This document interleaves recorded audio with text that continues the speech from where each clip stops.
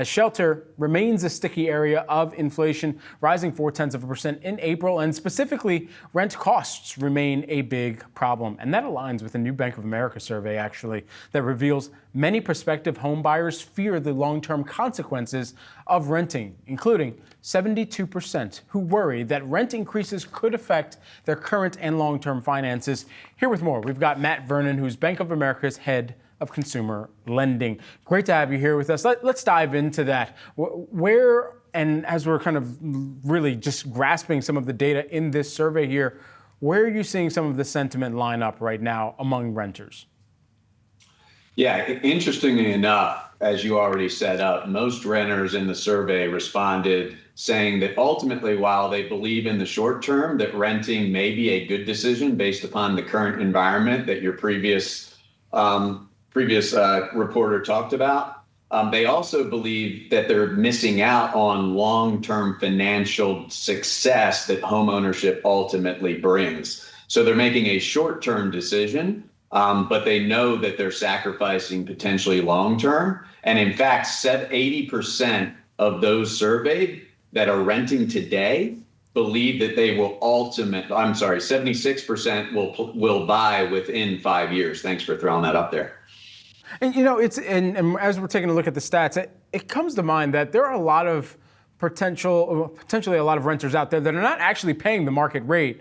They're paying a different rate that the landlord is willing to give them in order to make sure that they don't have to, report something different at the end of the day. So the gap or the delta between those two prices, what's actually being paid versus what's being reported, where is that going to start to eventually show up in easing some of the shelter costs that economists that we speak with in our program are continuing to cite as one of the stickiest and most troublesome parts of the inflationary picture? Yeah, hey, it's all supply and demand in many respects, whether we're talking about rental inventory or we're talking about home inventory. And until we begin to see that inventory grow and ultimately supply and demand become more balanced, we'll still see that gap, although there are some early signs, as I think the previous reporter stated, that we're beginning to see that number come in.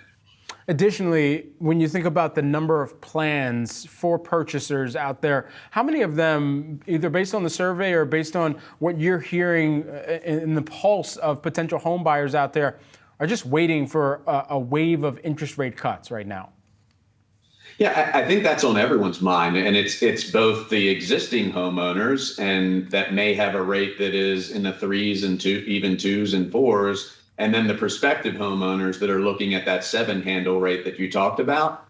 That said, the mortgage market is expected to be close to $1 trillion from a purchase perspective this year. And our survey says that folks are still believe in the dream of homeownership, that ultimately they understand that rental may be short term, but the sense of permanence of a home, of a financial accomplishment of owning a home, is still alive and well with consumers today. What can consumers do, prospective home buyers do, in order to get ready and ready themselves in order to make sure that they can jump on an opportunity once the opportunity seems right?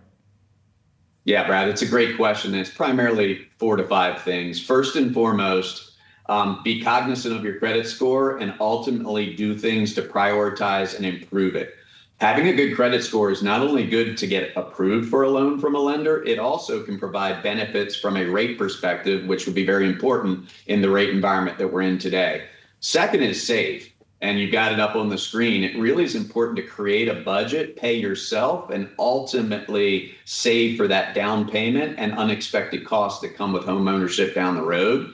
Debt is a big thing. Lenders look at the debt to income and the ratio between the two. So minimize debt and ultimately only take on more debt unless absolutely necessary. And if at all possible, as part of your savings plan, pay down that debt.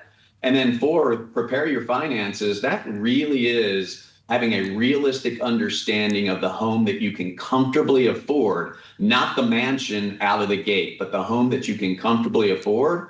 And last but not least, be ready. You said jump on. In a competitive environment, it's incredibly important that prospective buyers get pre-approved from a financial institution such as Bank of America, so that when they go in and make that offer, on the home of their dreams or in the right community with the right schools, that the buyers see that they're ready, they're pre-approved, and that they can accept that offer. I mean, Matt, my home buying strategy is similar to me going to Topgolf. I'm just swinging for the back net every single time. So hopefully I can heed a little bit more of your advice and prepare for something a little bit more reasonable out of the gate here. For a lot of home buyers, just lastly, while we have you, it seems like their home affordability or the home affordability equation also factors into a lot of who their pick for president might be, but almost flipping that on its head. Even once we get post-election, does that change the home buying sentiment for people depending upon who's in the White House? No, I don't believe so. I've been through many cycles with whether it's a Republican, a Democrat, or ideology changes. Ultimately, that homeowner is going to think very similarly, and it's all going to be based upon their perspective picture financially, what they hope to achieve, and then the environment that we're operating in, more so than the political nature of who's in the White House. Matt, really solid insight and context there. Matt Vernon, who is the Bank of America head of consumer lending. Matt, thanks so much for the time. All right. Thank you, Brad.